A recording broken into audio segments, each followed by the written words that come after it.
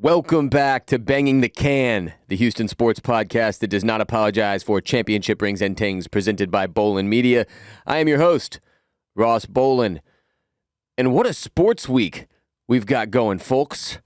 For starters, the Astros' number one prospect, right-handed pitcher Hunter Brown, made his debut last night against the Texas Rangers, allowing only 3 hits in 6 scoreless innings, earning his first Major League win in his first big show effort.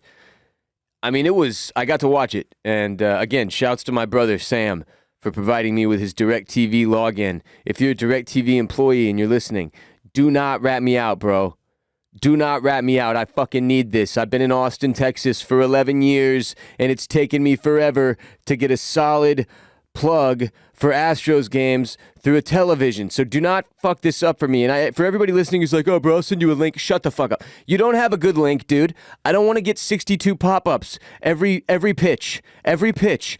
That's not a good viewing experience. I need HD. I need actual legal. I need a legally obtained legal fucking broadcast. You understand me? Okay, so you don't have a link. All right? So I got to watch the game, and Hunter Brown was awesome. But before we talk about how he did, some general Hunter Brown info for those of you in the dark. He is a Detroit kid who grew up idolizing Justin Verlander. You know, the Cy Young candidate currently nursing a calf injury, sitting in the dugout cheering him on last night. That Justin Verlander, no big deal. Just a casual first career Major League Baseball win in front of the dude you grew up idolizing. That's chill. Awesome story. And it's one of those things where it's like, sometimes they'll throw out a story like this and I'm like, that's bullshit. They just concocted that for marketing, sell more jerseys. But this one, I've been in media too long, man. I know most of this is horse shit. But this one, it's legit. I mean, he's from Detroit. He's an amazing pitcher. Of course, he grows, because, Verlander was on the Tigers. Come on. So this one's real, obviously. It tracks. It's not bullshit, probably. And it's awesome as a result. Only 24 years old, Hunter Brown. Absurdly fast slider. I think he was hitting 93 on the slider. Second fastest slider thrown this year in the bigs. It's his first game. It's his first game. Did I tell you he's 24 years old? Let's do the Juan Soto thing. 24 years old, by the way, is Hunter Brown. And, just been crushing it at AAA with the Sugarland Space Cowboys. I'm wearing my Space Cowboys fitted today. Shouts to everybody in Sugarland. Posted a 9-4 record and 13 starts in 23 total appearances this season, boasting a 2.55 ERA. So, in his Astros debut, the offense provided just 1 run of support. And yet that was enough because he set the tone. First of all, first 2 batters, Marcus Semien, Corey Seager. That's a lot. That's a tough first 2 batters to face in your Major League debut. But he struck them both out. Okay, it was incredible. That's where he set the tone. He only walked 1 batter. He worked incredibly efficiently, which is really the thing you notice in great pitchers in baseball, right? Like, the more pitches thrown, the better the odds something terrible happens, typically. You want to get out in front of hitters in the count, dictate the pace of the game, really own that shit. That's massive, man. You can tell I pitched in middle school, right? But that's a massive part of pitching. It's the ability to work efficiently and preserve your arm strength. It's enormous. He didn't allow a hit until the 3rd inning. He looked really solid. I mean, it was a super impressive debut for Hunter Brown. So great news there. Huge for the Astros. I mean, didn't think this was a season where we'd end up needing to call him up, but with Verlander going down with the calf injury momentarily, apparently it's not that big of a deal. He'll be right back. We don't have to freak out, allegedly. I don't know who to trust. The Astros are weird with their injury reports, but we did end up having to call Hunter Brown up. It's one of those situations where you really don't want to see him have a rough debut because now the talks about maybe you brought him up too early, now he's in his own head, and who knows if it destroys his entire career. Like, baseball's finicky like that, man. You got to be careful. So this was huge. And it was fun to watch. He was electric. Seriously, I mean, like the commentators even said it at one point, but you could feel the energy coming off of his fastball, like in the stadium. Like people were like, "Oh, wow, I'm impressed by the young kid's stuff." You know how we are. We all fucking talk to each other like we know what we're doing. Like we have any idea in the world what it's like to be that kid, or what goes into the decision making around bringing him up. I mean, I know some of us do. Hopefully, some of us you listening, some of us talking, even maybe. Possibly. But for the most part, the people in that stadium have no fucking clue what's going on. And like that's what I mean, though. It takes something really special looking to get the whole stadium buzzing because it's mostly morons. You know, and moms and shit who they don't really care. They just want to know which one of these guys is the cutest so they can fantasize about him later while they're banging your dad. I'm sorry. I'm not sorry at all. Anyway, just one run of support. Which is kind of what the Astros, like, we do this with Verlander a lot, too. Like, they don't bring, they're like, all right, we don't need much. It's like, no, come on, guys, put fucking A. Don't make every single one of our aces wins be the most difficult win of his life. Like, give him some cushion for the pushing. Absurd. But yeah, just great stuff, man. Outside of him, outside of Hunter Brown, Jordan seems to be seeing the ball pretty well again. I mean, that was like he was hammering it last night. Multiple balls driven over 110 miles per hour, if I remember correctly. So, yeah, you love to see him hitting it hard again. It's been a rough summer. Kind of out of nowhere, the back half of the summer for Jordan. Pretty brutal, so hopefully he heats back up as it cools down. Today's episode is brought to you by Felix Gray Glasses. 5 years ago, Felix Gray set out to create eyewear that would improve daily screen time, and since then, Felix Gray has been on a mission to create a better relationship with technology. They filter 15 times more blue light that can make screen time tough on eyes and disruptive to sleep. I've been working on the internet for over a decade now, all right? And I've been wearing glasses and contacts since I was like 8 or something. I don't know. But I'm on screens, 10 hours a day. My eyes get worn the hell out. When I'm done with work, I like to relax by watching sports on a TV, which obviously requires even more larger screens. So a few years ago when I was introduced to Felix Gray, everything changed. I wear these every night.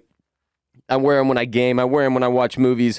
I wear them a lot of the time when I work. They're the quality of designer frames. It's not some cheap blue light coating painted on them that's going to chip off. That never happens. No chipping, no cheapness. Just incredibly quality designer frames that are stylish and functional as they protect your eyes from all the blue light that the screens we rely upon emit. So if you're like me, it's tough to cut back on your screen time. It's really difficult, but you can do your eyes a solid and get yourself some Felix Grays to get relief from those headaches, dry eyes, blurry vision, and what have you that occurs over the course of your workday. We're sports guys, right? And girls, right? We know you need the right equipment, right? And such. Felix Grays for your eyes. My favorite frames they have on their website, by the way, check them out. Faraday, the Nash, and the West. I've got like 6 pairs. I own those 3. Love them. FelixGrayGlasses.com/thecan to support the show and get free shipping, free returns, and free exchanges. Non-prescription and prescription available.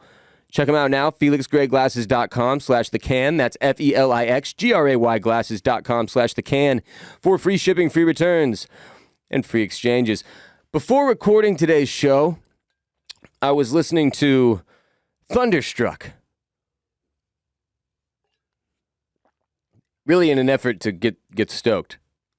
That's what was happening. I was attempting to get stoked about the upcoming Houston Texans football season. Thunderstruck sometimes, does that for me. It brings me the extra oomph that I need because it's not always easy. As you all know as Texans fans, it's not always easy to get excited about Houston Texans football. So, obviously, the season starts Sunday against Indianapolis in NRG Stadium. And just as I was finally allowing myself to maybe sort of buy into the Texans might be better than some people expect hype, I saw that Pro Football Talk released their preseason rankings. So I started at number 1, and I began to read down the list, wondering where our team might be found, and I had to go all the way from number 1, where the Rams are listed, down to number 32. It was dead last. 32. Dead, absolute, all the way at the bottom there. 32. So that's where they stuck the Texans. For context, the Cleveland Browns, where Deshaun Watson has been suspended for the first however many games of the season, the Browns are ranked 21st. So We're 11 slots behind the Browns. And now the NFL is a shit league with a lot of bad teams, but we're at the bottom of that list for Pro Football Talk, which I'd say, up there with like ESPN and NFL.com are the rankings that people pay the most attention to. And I know. Now I realize, look, it's just one publication's subjective opinion. But then I went to Vegas, all right, to see what our over-under is for the season in terms of win total. How many games does Las Vegas think the Texans stand to win? And the number there is 4.5. 4.5. And I can't confidently bet the over because it's juiced to death. And if that didn't hit and I had money on it, I'd have to quit sports forever. And I don't want to have to do that. So it's not just that Pro Football Talk thinks we stand to stink. It's that the mathematical robots in Las Vegas who create the lines everyone else goes off of included. They think we stand to stink like absolute shit. All of this is to say, okay, hear me out, all right? There's a positive spin to this, and it's that I care about you. If you're going into this season with high expectations, you're not doing yourself any favors, and eventually you're going to need therapy to deal with all the disappointment. Speaking of therapy, today's episode of Banging the Can is also brought to you by BetterHelp.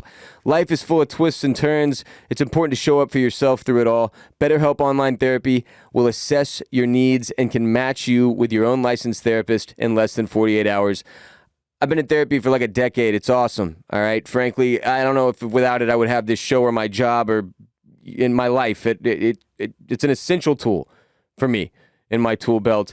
Ensuring I can handle whatever this fucking insane world throws my way. This last few years were a beating. And without therapy, I would have been lost in the woods. Now, I realize therapy can be extremely intimidating. It's a difficult thing to get started. I can relate. It was difficult for me when I got started. And that's what makes BetterHelp so phenomenal. It's not a crisis line, by the way. It's not self-help. It's professional therapy done securely online, available to people worldwide. You can schedule weekly video or phone sessions, so you don't have to be on camera if you don't want to. You don't have to show up into an office if you don't want to. You don't have to be in any. It's all online. All right? Getting therapy every week is as easy as a few clicks on your laptop or on your phone. And I can't recommend therapy with BetterHelp enough. They have a special offer for the can bangers out there. Get 10% off your first month at betterhelp.com/BTC. That's 10% off your first month of online therapy at betterhelp.com/BTC. Overall, though, I am excited as hell for football season, all right? And it's been a few football seasons since I was excited for football season, all right? Like, I'm not just going to sit here, though, and pretend the dumbass Texans are going to be good. Still can't believe how much positive coverage they received in the offseason from Houston media.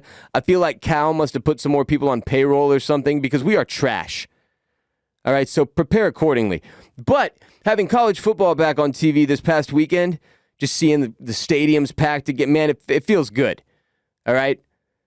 And I don't have a college football loyalty, as I've explained before. I went to Texas State University, all right? It's like...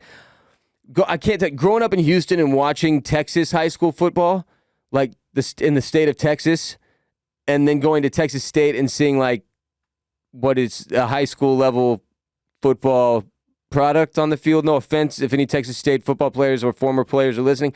I'm just saying it's not great out there. You know it's not great out there. You know it's not great out there. You're out there. You know it's not great out there, or you were, so you know. It sucked. So I obviously root for my money in college football, whatever teams I bet on. I'm 1-0 this football season so far, college football-wise. 1-0. I took Ohio State second half against Notre Dame, covered that shit. Let's go. 1-0. Huge. I usually bet like 20 games opening weekend, and historically that's been a financial mistake. So I decided this year to show human adult growth. And I bet one game, and it fucking hit, and I was out, bam, like a thief in the night. And then I actually hit a baseball parlay with those winnings. None of this is part of the point. The point is this. I am excited about football season being back. I love the NFL. I love betting on NFL football. I love fantasy football. I'm looking forward to commiserating with all of you all season long as Texans fans because I just like... I don't feel, look, man, I normally have a pretty good feeling about where each of our franchises is at. Like, I'm pretty realistic with myself, all right?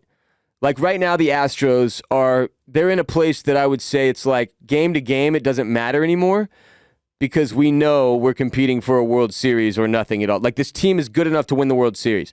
And I'm not saying there aren't several teams that are good enough to win the World Series. There are usually every season in Major League Baseball. We all know baseball is one of those sports. You got to be hot at the right time. You better pray to Jesus. It's when the playoffs come around the corner as they come. Because if you're not hot, and you run into somebody that is, it's over for you.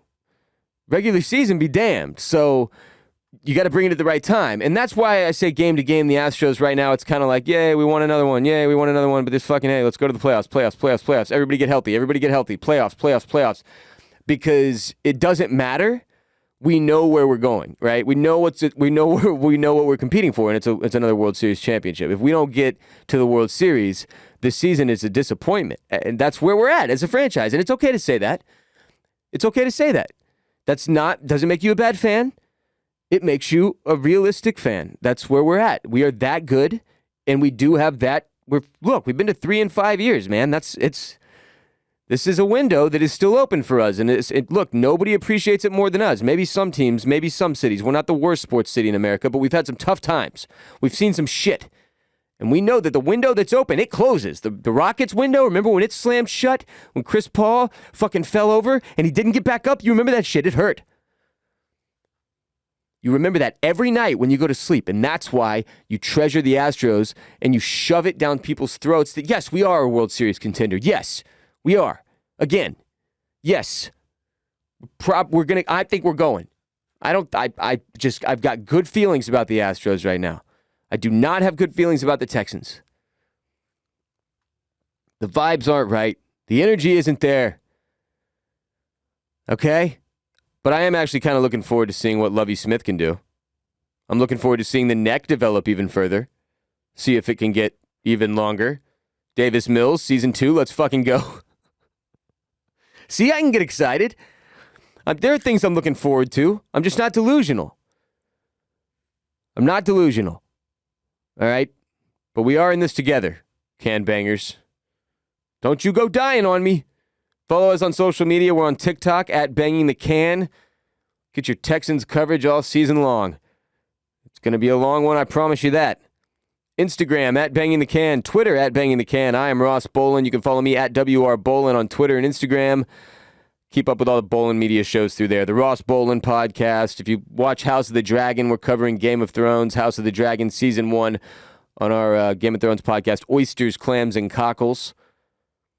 If you watch F1, the Formula Bone F1 show, Formula Bone with a B, Bone, like what you throw your dog, hosted by my Ross Bolen podcast co-host Jared Borislow, one of 3 people we have here at Bolen Media, grinding on Banging the Can and all the other shows we do, including producer Cade Orris, who produced this show for you today. Thank him. Thanks, Cade. You're welcome. Anyway, thanks for being with me today. I appreciate you spreading the word far and wide to all your Houston sports friends and family about the show, Banging the Can, available on Spotify and Apple Podcasts and YouTube and wherever podcasts are played, and all the social medias I laid out for you earlier. I'll be back soon. Until next time, H-Town, stay down.